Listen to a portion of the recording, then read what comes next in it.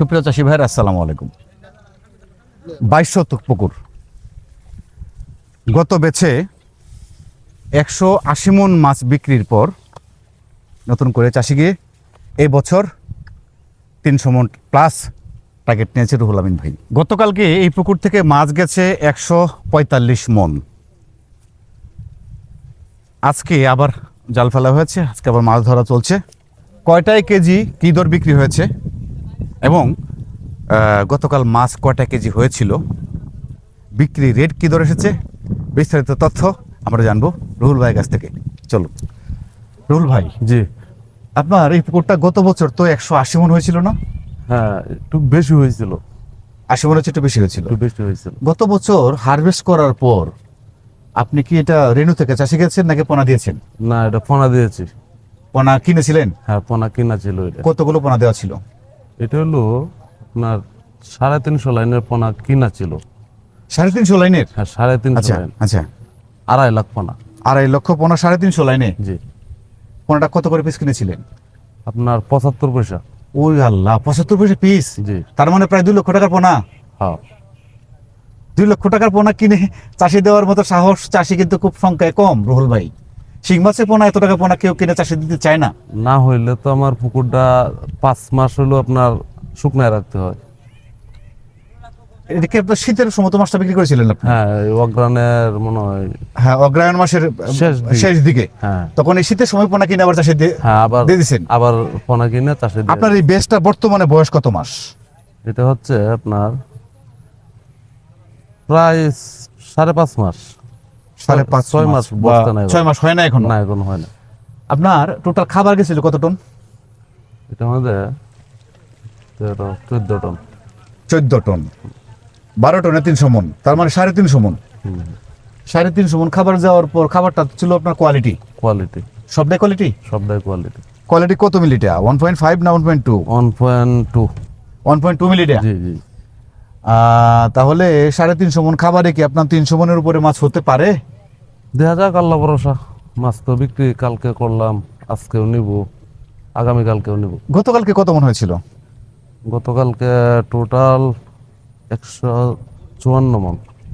154 মন টোটাল, হ্যাঁ, সব মিলিয়ে? হ্যাঁ, মানে গাড়িতে এবং নিজে কিছু বিক্রি করেছেন। হ্যাঁ। আর আপনার মাছটা কয়টা কেজি এসেছে? মাছটা তো 11টাই হয়েছিল, ব্যাপারে একটা ছায়া নিছে 12টা।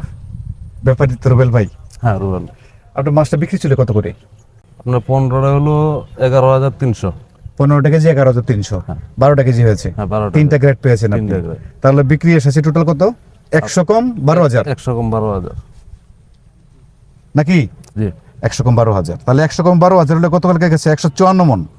তার মানে প্রায় গতকালকে বিক্রি চলে আসছে আপনার 17 লক্ষের কিছু উপরে মনে হয়। কাছাকাছি 17 লক্ষের উপরে। আচ্ছা যাক, এখন আপনার পুকুরটা টোটাল 22 শতক কিটা নাকি একটু কম বেশ হইতে পারে? না, এটা ভিতরে 22 শতক আছে। এখন হয়তো একটু ভাঙ্গাচোরা, একটু একটু এদিক সেদিক হতে পারে। এদিক সেদিক হইতে পারে। টোটাল হিসাব পরিচর্যা করছে আপনার 22 শতকে? হ্যাঁ, 22 শতকে। আর ওষুধ মেডিসিন সব 22 শতক। 22 শতক হিসাবে করছেন সব হ্যাঁ, আপনি। পুকুরটা গভীরতা কত হচ্ছে? পুকুরটা কানায় কানায় বললে আপনার 9 ফিট পানি হয়।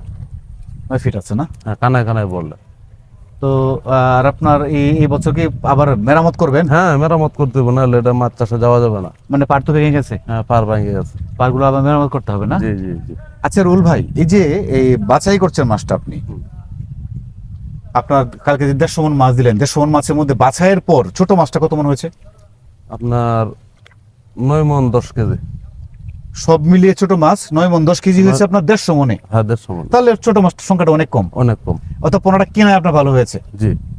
শুনেছি আপনি এবছর আরেকটা পুকুর নতুন করে ভাড়া নিয়েছেন, লিজ নিয়েছেন। হ্যাঁ, এটা কত শত পুকুরটা? এটা ভিতরে আছে আপনার 80%। 80%। চাষি গেছেন অলরেডি? হ্যাঁ, এটা রেনু দিছিলাম, রেনু থেকে হলো চাষে গেছে। কত লক্ষ পোনা হইতে পারে? এর মধ্যে 7 কেজি রেনু দেওয়া। মাছটা কত লাইনে আছে এখন? এখন 150 লাইনে আছে। কত লক্ষ পোনা হইতে পারে?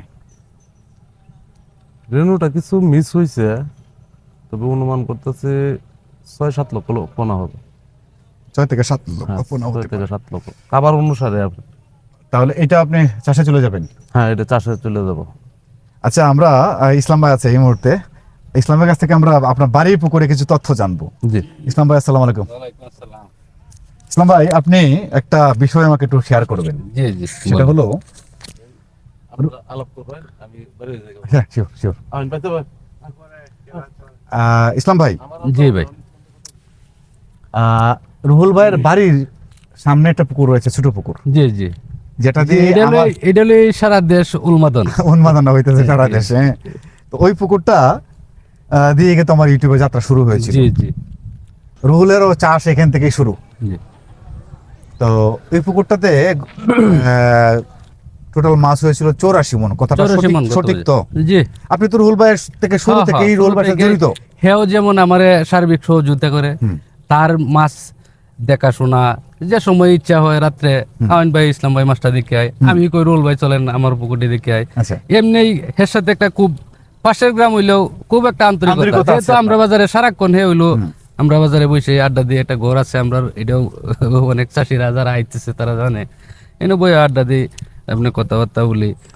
তে এই হিসাবে আপনি তার সাথে সব সময় থাকেন, সেও আপনার সাথে সব সময় থাকে। সবসময় তো যেহেতু আপনি শুরু থেকে ছিলেন, এই পুকুরটাতে 84 মণ মাছ হয়েছে, এটা কি সঠিক তো? জি জি, সঠিক সঠিক, মিথ্যা বলার মতো তো কিছু নাই রে আমাদের। এটা কিন্তু অনেকে আপনার মানে ব্যাড কমেন্ট আসতেছে, যেটা হতে পারে না 84 মণ মাছ এই পুকুরে, ছোট পুকুর, বা এটা পুকুরের আয়তনটা নিয়ে অনেকে সংশয় করতেছে যে পুকুরটাকে 4.5 শতক হবে কিনা। পুকুরটা হইলো আপনার এটা করে পিতা দিয়ে একুরেট মাপ দেওয়া, এটা হইলো অনেক চাষিরাই কিন্তু বিশ্বাস করে না, আর অনেকেই হইলো এই পুকুরে মাঠ পর্যায়ে দেখতে আসছে। হ্যাঁ, তাহলে অনেকেই আশ্চর্যজনক বিষয়ই বুক করে দেখেও যে এটার মধ্যে অতটি মাছ। কারণ শিং মাছ আপনার এমন একটা জিনিস, এটা হইলো আপনার আপনার এমনিতে একটা মাছ যদি সারাক্ষণ শুকনায় ভরে দেয় তাহলে মরতো না। এটা যদি অসুখ না হয়, অসুস্থ না হয়, তাহলে কিন্তু সে মরে না। অল্প জায়গা থাকতে পারে, অল্প জায়গাতে হ্যাঁ থাকতে পারে। ধরেন আপনার ওরা যে মাছ লয়ে যায় ঢাকা, একটা ড্রামে আপনার প্রায় 3 মণ মাছও দেয়। 3 মণ মাছ, হ্যাঁ। তাহলে ওইটা ঢাকা পর্যন্ত পৌঁছে কেমন কিন্তু করে? 10 কেজি গোলসা নেওয়া সম্ভব না। 10 কেজি গুলশা, 10 কেজি পাবদাকে একটা ড্রামে করে রাখা যাবে না, না সম্ভব না। শিং মাছটা এমনই একটা জিনিস, এটা হইলো যদি আপনার পানি, পুকুর সবকিছু মিলাই দুই সুইট করে, তাহলে এটা একটার উপরে আরেকটা পড়ে দিল, সে কোনো সমস্যা হয় না। তাহলে এই যে আয়তনটা পুকুরের, এটা সঠিক আছে? এটা সঠিক সঠিক। 465 পয়েন্ট মনে হয়। হ্যাঁ সঠিক। আপনি আজকেও হের বাড়ির পাশেই তো, আজকেও আয়তনটা হের পুকুরে আপনি ইচ্ছা করেন যদি দেখা দিতে, এটা নিয়ে অনেক তুলফার, অনেকেই অনেক সমালোচনা করে, তবে এটা সঠিক। তবে এর এই পুকুরটা খুব একটা শক্ত মাটির পুকুর, এটা কোনো কাদা হয় না, এই কারণে এটা আমাদের হইলো ঘনত্ব চাষটা হইলো করতে হয়। আমরা এই এলাকায় যে মাটি, এই মাটি কিন্তু অন্য এলাকায় না। অন্য এলাকায় মাছ একটু ঘনত্ব দিলেই পুকুরে পানি কাদা হয়ে যায়। আমরা এই পুকুরটা আমাদের যে প্রায় 300 মণ মাছ হবে, দেখতে পানি কত সুন্দর। তাহলে মাটি শক্ত বিদায় হইলো পানি সুন্দর, নাইলে মাছে কুড়াকুড়ি করে পানি গোলা করে ভালো। এরপরে আমরা আরেকটা কারণ আছে, আমরা কিন্তু পুকুরের পানি উফরে থেকে আউট করি না, নিচ থেকে আউট করি। ওই যে দেখেন একটা পাইপ হয়ে সম্ভব 8,000 টাকা দিয়ে ওই পাইপ জানছে 100 ফুট, এটা সারাক্ষণ হইলো আপনার এটা নিচতলার পানি গেছে, উপরে দিয়ে পানি ছাড়ার কোনো দরকার না, পরিবর্তন হচ্ছে। কারণ যেহেতু পুকুরে প্লান্টন হয় না, ঘনত্ব চাষ, তাই বললে নিচে শুধু ময়লা হয়, পুকুরের উপরে কোনো ময়লা, নিচে ময়লাটা বের করতে হবে। আপনার যে মাছটা বিক্রি হয়েছিল ইসলাম ভাই, প্রথম ভিডিও করেছিলাম, এটার একটু তথ্যটা জানবো। আপনার টোটাল কত মণ মাছ হয়েছিল সব শেষ পর্যন্ত? আমার ওই যে আমার পুকুর, হ্যাঁ আপনার পুকুর, আমার পুকুরটা তুইলো 232 মণ মাছ হইলো, আমি গাড়িতে দিছি।